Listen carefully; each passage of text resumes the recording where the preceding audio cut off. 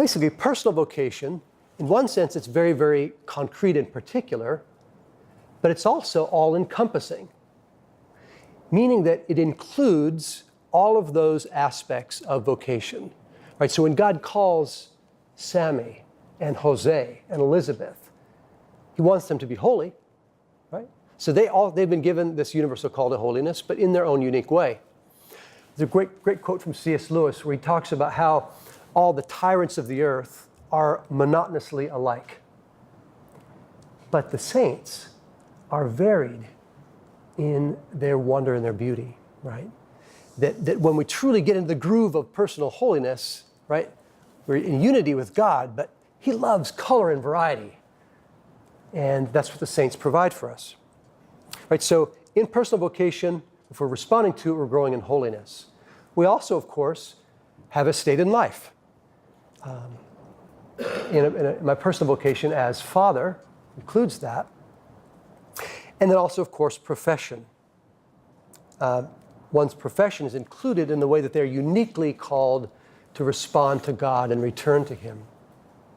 Now, the life of St. Gianna Molla provides, I think, a beautiful example of how all these aspects of vocation come together in one unique and unrepeatable calling. So she, from an early age, had this orientation to care for and heal the needy as a medical student. And obviously, as somebody who discerned and then responded to the state in life, vocation to marriage, that's obviously all about nurturing and protecting life. It's essential to marriage. And so for her, that drew her. We also see it vividly expressed in her profession as pediatrician.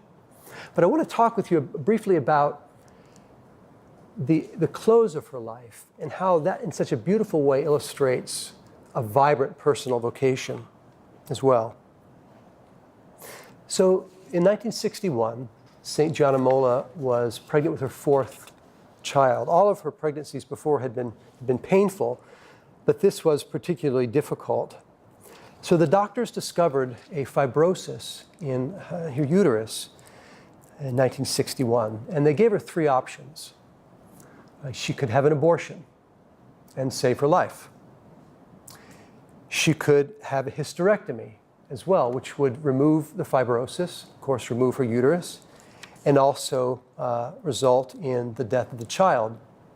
The third option, of course, was to have the fibrosis itself removed, which was very, very risky, very, very risky, both for her and for the child, right? But think again about her call, right?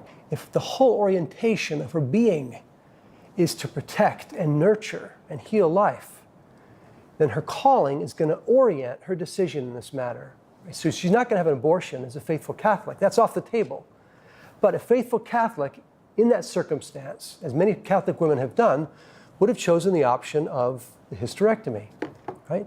There's nothing wrong if, according to Catholic moral teaching, if you remove the uterus in order to prevent disease, you prevent the disease, and an unintended consequence is, of course, the death of a child. She could have chosen that, right? And many women in the state in life of being married could have chosen that.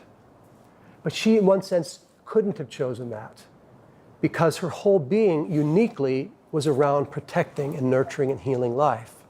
So, of course, she decided to have the fibrosis removed, and her child was born on Good Friday of 1961 by cesarean section. A few hours later, an infection began violently within her, and several days later, she died. And the cardinal at her the canonization talked about her offering a holocaust of her life to her maternity. Right? So in those last words, the logos, the truth and order of her life, her unique word is revealed in that. Right? She gave everything to her vocation as a mother, stayed in life, because that's what her personal vocation was, right? To protect, heal, and nurture life. So every life carries an unrepeatable word. And our job as Catholic educators and mentors is to nurture the heck out of that, right? with our students, with our children, with ourselves, right, is to nurture that unique calling.